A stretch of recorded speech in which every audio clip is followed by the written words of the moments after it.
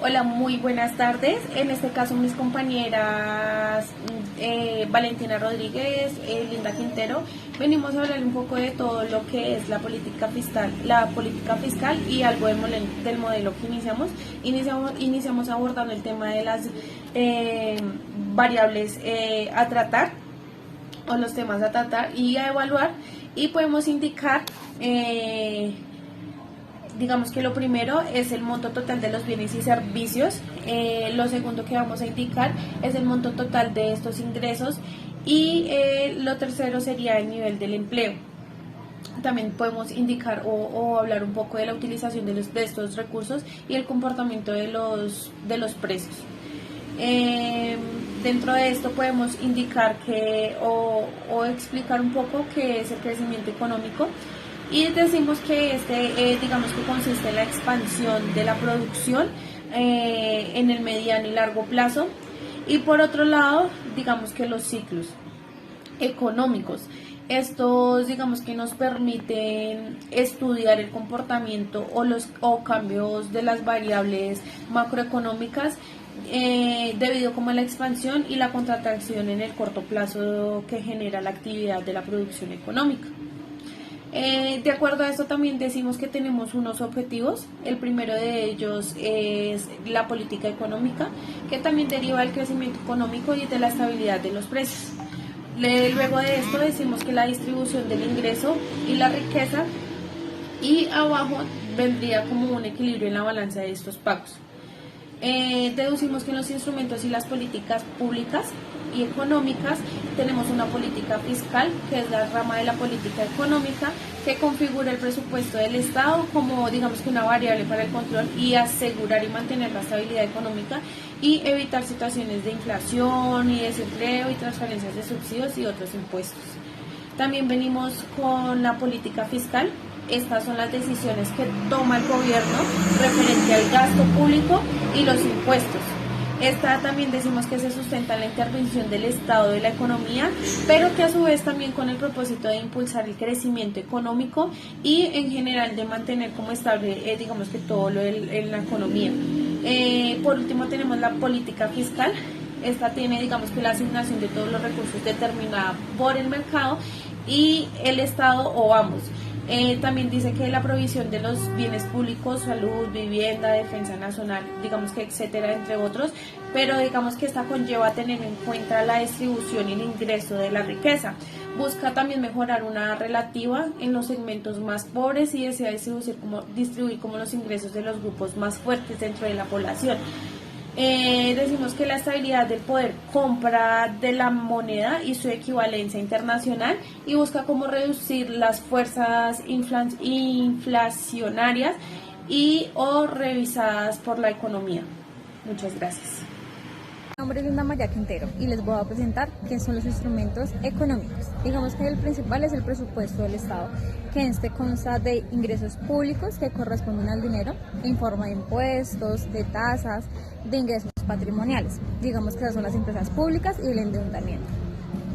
Está el gasto público. Este comprende tanto el dinero empleado por el gobierno para suministrar digamos que todos los bienes y servicios a los ciudadanos, como las transferencias de dineros a algunas personas que el gobierno realiza sin recibir nada a cambio. Son conocidas como las ayudas sociales y prestación por desempleo. Esa es la política fiscal. Esa política también política fiscal expansiva que se ejecuta para estimular el crecimiento económico y crear el empleo. Lo segundo es aumentar el gasto público. Se aumenta la producción y reduce el paro. Tenemos también aumentar el gasto privado bajo los impuestos. Es todo lo relacionado, digamos que la política fiscal se decide por el endeudamiento, el déficit del presupuestario, endeudamiento por el Estado con el Banco Central. Tenemos la política fiscal, que lo compone la deuda pública, la deuda soberana, aquella que tiene el Estado con los ciudadanos a los países, y se ha convertido en uno de los motivos de preocupación en algunas economías importantes del mundo. También está la deuda pública, es la suma de las deudas que tiene un Estado y puede expresarse como cuantía o como porcentaje de la PIB.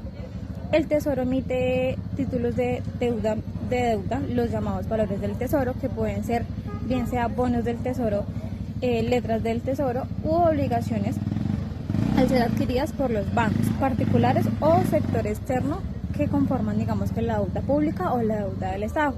La deuda pública tiene obligaciones, que tiene un país, tanto el sector público como privado, con respecto a otros países e instituciones. El déficit fiscal es un concepto económico que ha estado en el centro de la atención pública y política. Se refiere al desequilibrio entre los ingresos y los gastos del gobierno en un periodo determinado. Cuando el gobierno gasta más de lo que recauda en forma de impuestos y otras fuentes de ingresos, se genera lo que estamos hablando, que es el déficit fiscal. Este desequilibrio puede tomar profundas implicaciones para la economía de un país y su bienestar a largo plazo. Hablemos un poco de las causas del déficit fiscal.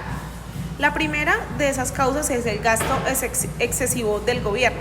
Cuando el gobierno aumenta sus gastos en programas y servicios sin un aumento proporcional de sus ingresos, se produce el déficit. Esto puede dar decisiones políticas como aumentar el gasto en infraestructura, salud o educación.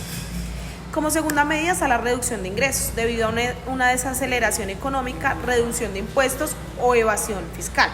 Como tercera medida está la deuda pública acumulada, que son los pagos de intereses sobre la deuda pública, que puede consumir una parte significativa del presupuesto del gobierno.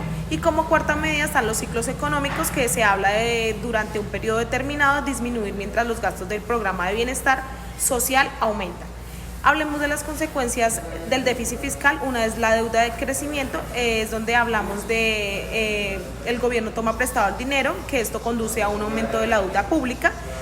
Como segunda medida, la carga de intereses, que son los pagos de intereses sobre la deuda, que pueden consumir una parte significativa del presupuesto del gobierno, reduciendo pues los recursos disponibles para otros programas y servicios. Como tercera medida está la presión y del financiamiento del déficit a través de la emisión del dinero, pues es puesto que no puede generar presiones inflacionarias en la economía. Y el cuarto es menos intervención en el sector privado. Cuando el gobierno compite por fondos con el sector privado, puede reducir la inversión y el crecimiento económico. También pues está la pérdida de confianza de los inversores. Un déficit crónico puede llevar a una pérdida de confianza de los inversores, lo que puede pues resultar en tasas de intereses más altas y un acceso limitado al financiamiento.